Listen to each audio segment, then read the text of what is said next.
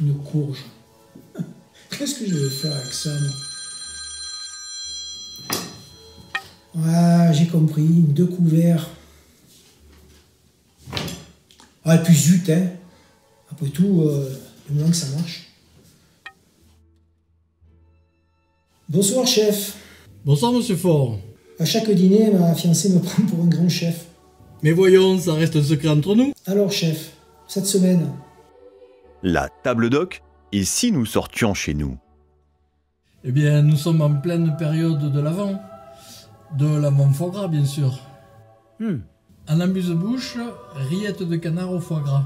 On dépose au fond d'une cassolette un peu de foie gras. On met par-dessus les rillettes de canard déjà cuites dans de la graisse d'oie. Et on les met au four à terminer. Les rillettes de canard sont prêtes. En entrée, un velouté de potiron. Dans une casserole, on fait suer l'oignon. On rajoute le poireau.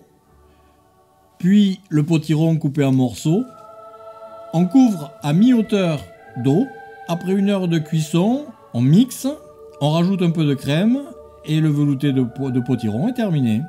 Pour la décoration, on peut rajouter un petit peu de crème fouettée avec des brisures de truffes. Ou comme je vous le sers aujourd'hui, avec une châtaigne. Notre plat est un mignon de porc aux morilles avec une julienne de légumes. Le mignon de porc est simplement marqué sur le grill. On termine sa cuisson au four, en le nappant régulièrement avec un petit peu de beurre fondu. Alors, la sauce à la morille, un peu d'oignon.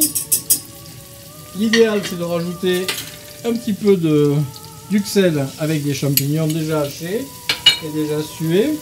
On rajoute un peu de fond brun. Voilà.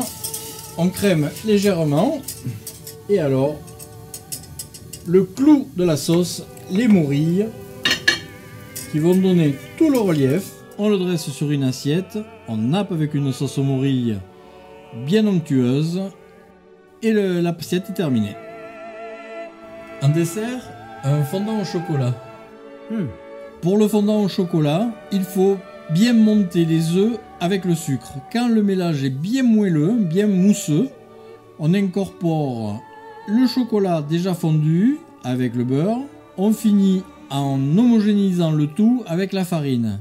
On prend les moules bien beurrés. On met le liquide à l'intérieur et on fait cuire 2 minutes à 190 degrés. Avec le fondant au chocolat, pourquoi ne pas se laisser tenter par un vin des premières grives, un vin du domaine de Tariquet, qui va accompagner à merveille vos fondants au chocolat.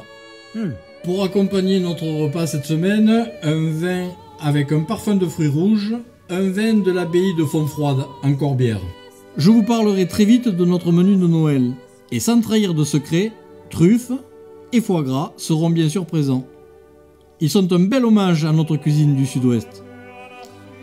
Bien sûr, nous ne travaillons que des produits frais. Les foie gras se respectent. Aussi, je vous suggère de réserver au plus tôt votre table de fête. Merci de nous retrouver de plus en plus nombreux pour notre magazine Table Doc. Bonsoir monsieur, c'est la Table Doc. Voici votre commande. Bon appétit, passez une bonne soirée. Finalement, on est bien chez nous.